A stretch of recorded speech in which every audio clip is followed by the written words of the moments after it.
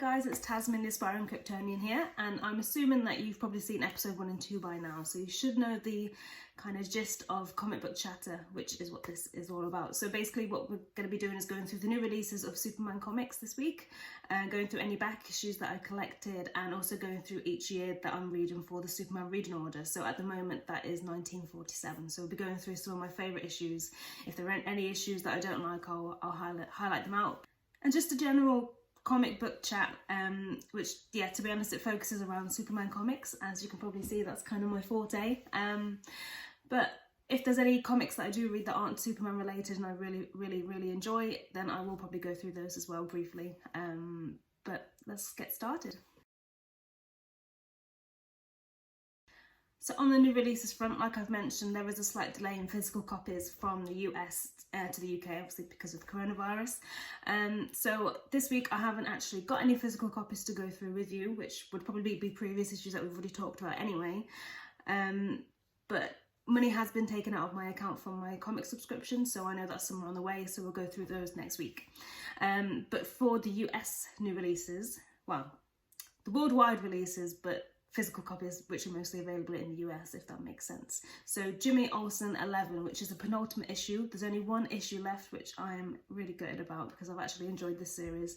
It's just, the whole thing's been completely wacky and completely unpredictable, and that's what Jimmy Olsen's all about, really. So first of all, let's talk about the cover for Jimmy Olsen 11. First of all, the standard cover is by Steve Lieber with colours from Nathan Fairbairn. This is strangely probably one of the least colourful pieces that we've had, well, least colourful and least wacky pieces that we've had throughout the series as covers go. But it's not a bad thing at all, and this is actually one of my favourite covers from the whole series.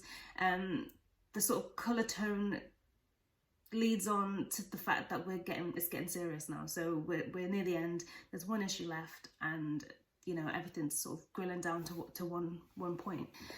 So Steve Lieber has really mastered Jimmy Olsen's personality within his artwork, and as soon as you see that one little Jimmy Olsen face among this stack of robots, I guess that's what they are, among the stack of robots, you know instantly who it is, and you just know exactly what he's thinking, and it's just pure Jimmy Olsen. The variant cover is by Ben Oliver, as it has been for the whole series, like I've probably mentioned before. I really love Ben Oliver's artwork. I really like the colour palette that's used, and it kind of makes it it's kind of faded, and it makes it really realistic as well. So compared to the standard cover, which is incredibly vibrant and just bonkers, the variant covers are bonkers as well, but they're kind of done in a way that they're slightly realistic, and that's obviously down to Ben Oliver's artwork.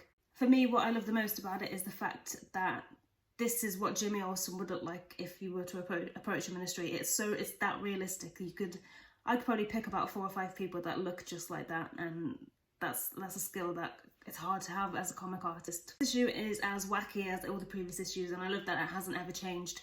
Matt Fraction's done a great job of bringing incredibly random stories and situations to light with them actually making sense. And now I say this in the best way possible, but when you read the Jimmy Olsen issues individually, there's so many different tangents that it goes off into, and I think each issue's kind of split into about 2 or 3, maybe 4 sections, and they're either set in completely different places, following completely different characters. But I understand that normally, if that were the case, you'll probably get really confused as to where the story's going or what these sections actually mean within the story. But Matt Fraction's done a great job of sort of bringing it all together, so it actually does make sense, and it's really enjoyable to read these little sub-fractions. Sub-fractions, yeah. So reading these little sequences and then moving on quickly to something else, because sometimes sequences can be played out a little too long than what they need to be, and this has never been the case in this series, which is what I kind of love about it. So I don't really want to give too much away, because obviously at the time that this episode will come out, the issue will only have been out for a couple of days, so I want to give everyone a chance to read through it. But without giving too much away, a few of the suspects throughout the story sort of come together, but at the moment we don't really know why or what they're up to. So it's even though it's coming up to the last episode, the last issue next, probably in a couple of weeks' time, it's bringing yet another question into the mix. This is sort of leading on to the fact that we're not finished yet. There's still an episode. There's still an issue to come. And then it kind of goes into Jimmy, or some whole sequence of Jimmy bringing his intergalactic friends to fight for Earth, which that whole thing is just so much fun. Every time you look at, every time you look at a page, even if it's the same page, you'll notice something different. I think either a new character or something completely crazy. And I think my personal favourite is there's a cat that has been throughout this involved in the whole series, and for the life of me I cannot remember his name, but he pukes red blood, or paint, I think is blood. But that's probably, it's just great. That just goes to show how crazy this series is, that's become the norm in this series. So I kind of liked seeing the cat getting involved in the fight. That's quite funny. I do have to say that the favourite part of this whole issue is the final panel for me, and the final page. Jimmy's real best friend is back on the case and looking out for him as he always has been, and I think having the introduction of this particular character, which you can probably guess who it is, just kind of shows how much he cares for Jimmy as a friend and as a person, and it kind of also shows that this means business. So the fact that it's going to be a Superman. The fact that Superman's involved, again, just goes to show that it is coming to an end, because Jimmy did ask for Superman to sort of step aside and let him do this one himself. But it's kind of escalated a little bit too much for him to stay out. So we get to see more Superman in the next issue, I'm hoping and guessing. And once again, Steve Lieber's artwork in this is just completely wacky, completely cartoonistic, and I love that. It's stellar in this issue. The wackiness of the series, and the fact that he can, well, I suppose if you're given a brief that kind of explains draw a cat puking blood everywhere, you can kind of go on a complete tangent and do kind of what you want with it. But yeah, the whole series kind of really allows his artwork to shine, and it has done throughout the whole series. So I'm looking forward to seeing Steve's artwork on the last issue, but I kind of hope that we get to see Steve working with Jimmy Olsen and Superman, because even though Superman's kind of made a few appearances to the series, I really want to see more of Steve's Superman, because I love the cartoonistic vibe to it, and every time we have seen Superman in his artwork, he's been full of personality. Like, I think we've seen bits of him eating a hot dog, or just doing things that you don't normally see Superman do in other comics. So I hope we get to see more of that. On to Man of Tomorrow 8. Now, once again, well, last week there was a complete change in creative team. So issues 1 to 6 had a consistent creative team who, well, I love them personally, and I thought that the stories that they brought out and the characters that they reintroduced were amazing. So I was a little bit sad to see that they was, well, not taken off, but that they were replaced with another creative team who also did incredibly well on issue 7. But once again, we've got a completely new creative team. So for this issue, we have a completely new team. So we've got writer Van Jensen, artist Andy Tong and Will Quintana, Nick Robles, and colours by Dave Stewart. And, well, once again, I was blown away by the story and the artwork that's involved. So once again, it's split into two sort of separate stories, which aren't intertwined in any way. So we'll start off with the first one, which is Obituary. Well, actually, we'll start off with the cover, because that kind of makes more sense rather than jumping straight in. So the cover is by Andy Tong and Will Quintana, who did the colours, and I have to say I'm not too familiar with their work personally, but I like what I see, so I'll definitely go back and check out some of their other artwork and other comics that they've done. The artwork on this really reminds me of Ed McGuinness, and that's mostly due to the body proportions, and that's not a bad thing at all, because I loved Superman Batman series. Was it Batman Superman series? I think it was. So I loved that. So and the artwork as well. But yeah, I'm a big fan of this cover, and it really perfectly captures the contents of the issue, which is also a bonus for me. So yeah, on to the first story, which is called Obituary. And I always feel like I'm swearing when I say that, but I'm not. I'm pronouncing it right as far as I know. But it's a really, really short read, actually, and both the stories are, because I guess it's the standard size of a normal issue, sort of split into two.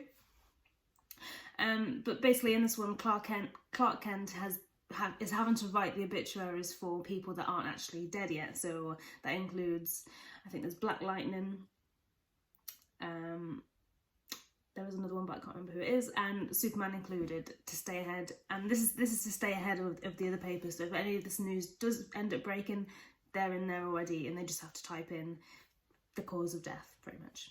This story is really sort of reminiscent. So Superman's kind of looking back on the moments of his life and is trying to think of what he would actually want to say to people if ever he did die, or sort of what he would want them to know about his life.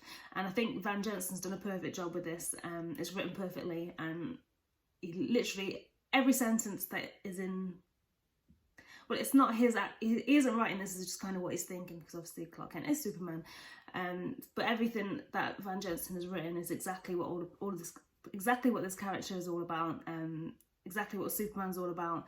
So it sort of goes into why he has dedicated his life to protecting people of Earth and Earth itself, and sort of going through all these moments in his life with his parents, meeting Lois for the first time and things like that. So it's just a really sweet and quick read. And as well as a great story, there's some great artwork in this. So Nick Robles did the artwork with colours by Dave Stewart, and I think the use of the colours in particular remind me of Bruce Timm's Superman animated series, especially when Superman, well, in this story, when Superman puts on the suit, well, Clark Kent puts on the suit in particular. So yeah, I really like that, and it's really vibrant, really popish, and it's just one of those ones that the artwork especially is kind of just draws you straight in. Without giving sort of too much away, basically the story features several ways that Superman could possibly die, and these are sort of ideas that are thrown around by Jimmy Olsen and Perry White as well. So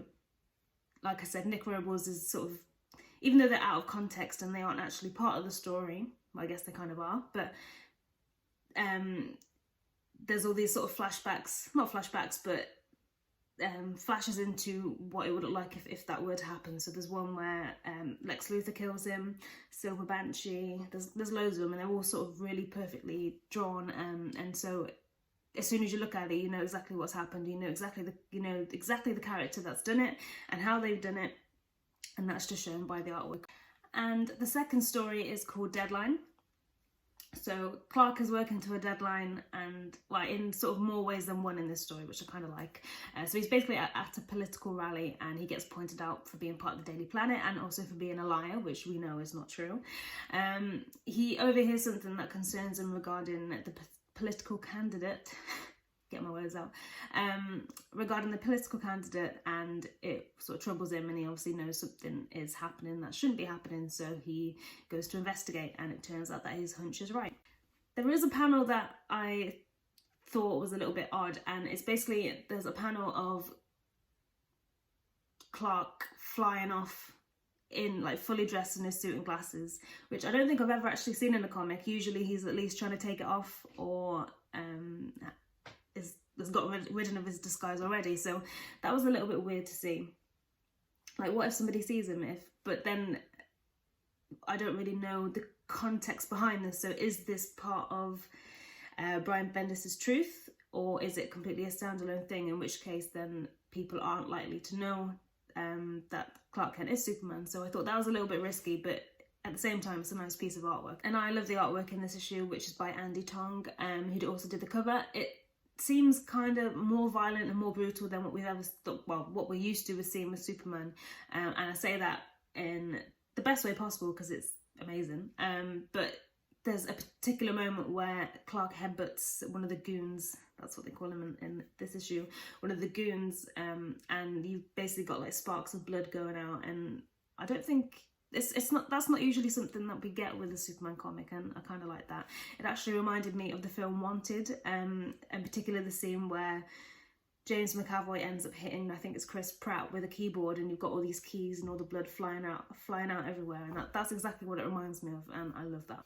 But then at the same time, there's a slight anime feel to it for me, and as someone that loves Pokemon and that kind of thing, it really reminded me of that. So there's some moments where you'll be in a situation. So for example, in this one, they're in a train station, and then it cuts off the background completely with just a colour, and it reminds me of in Pokemon where sort of one of the characters is throwing a Pokeball or one of the Pokemon's attacking, it kind of blocks out that background just to show emphasis on that particular moment, and I really love that. And combined with the colours by Will Quintana, it's a really great touch because it's so vibrant. So I think the particular panel that I'm talking about is orange, and then you've got Clark Kent's sort of blue suit, which it just looks great. But overall, Man of Tomorrow 8 is a really, really solid issue. It's a quick read for both stories, which is a good and a bad thing because obviously I want more. But I really enjoy both of them, and I really hope we get to see Van Jensen and his team on the next issue. But yeah, Man of Tomorrow has probably been one of the best and consistent Superman series that I've read in a long time. So every single issue has been really good. And I kind of like that you've got all these different creative teams on it as well. So normally I would go through some back issues that I've picked up, but this week I haven't actually picked any up. I've been slacking, I know. So we'll go straight into 1947 in comics, which is part of my Superman reader order. So yes, I'm still reading 1947 in comics. There's quite a few issues in this year, to be honest, and I have been slacking a little bit. So normally I would read at least 3 or 4 comics, maybe 5 a day from each year, to try and get this reading order done. But I've probably been reading about 1 or 2 issues a day, so that's why this has taken so long. But at least I can go into detail on the issues that I do like, and I've picked 2 up this week. The first one is a story within Superman 48. The Daily Planet hosts a autograph contest in which a disabled boy enters, but there's a gangster's son, I think it is, who tries to sabotage his win by buying out loads of collections and faking autographs. You know what I mean. Trying to sabotage it in that way so that he can win the prize. So Superman helps this boy go back. Well, he actually goes back in time to get autographs from people throughout history. So I think one of the people he gets one from is Isaac Newton, President Lincoln, and things like that. Ones that you would never be able to get anymore. And I think what I love most about it is, even though it's a simple story and it's like there's no massive supervillain or anything like that involved, I love it because I really want to do that myself. So there are some autographs that I haven't been able to get, particularly Christopher Reeve, Margot Kidder, Marlon Brando, Joe Shuster and Jerry Siegel. There are so many to do with Superman that I haven't got and that I will never be able to get in person, just simply because I was born in either the wrong era or I was too late. So particularly with Margot Kidder, she was announced at a few Comic-Cons that I went to several years back. And the first time she was announced, I planned to go, but I couldn't make it in the end, so I missed out on that. And then the second time that she was announced, sadly she cancelled last minute, and that's when she actually passed away. So I was gutted that I missed the first time, just because I can't remember the reason why I couldn't go, but yeah, I was gutted. And my second favourite is Action Comics issue 113. So in this one there's someone going around, I think he talks to Clark Kent, and he's explaining that all these people want to be Superman, and that, well, they're asking why they want to be, he's asking why they would want to be Superman, and they ask Clark Kent the same question, and Clark Kent says, well, who wouldn't want to be Superman? And this guy goes on to explain that because Superman's immortal, well, not immortal, but he's incredibly powerful and invulnerable to most things, that he doesn't get the thrill of life because of that. He doesn't get the adrenaline rush that a normal man would get in these situations. So yeah, Superman goes on to hypnotize himself to believe that he isn't a Superman. He's a normal man with no powers and just normal strength and things like that. So we kind of go on this, I think he does it at a bad time because obviously some sort of bad guy turns up in the end and he has to try and stop them without his powers. And then luckily for him, the hypnotism wears off, and just in the nick of time he managed to save the day. But first of all, I didn't know, or well, not that I didn't know, it's very rare that Superman is able to hypnotize people, including himself, in the mirror especially. But that's kind of one of the powers that you see quite a lot in the Golden Age of comics. But I can't remember ever reading it in any of the modern comics that I've read to date. Obviously there are a lot that I haven't read, but I don't remember seeing it in those. So hopefully we get to see that more because it's quite fun. And what I love about this whole idea of the story and issue itself is the fact that Superman's one of the most powerful beings on the planet, especially in the DC universe.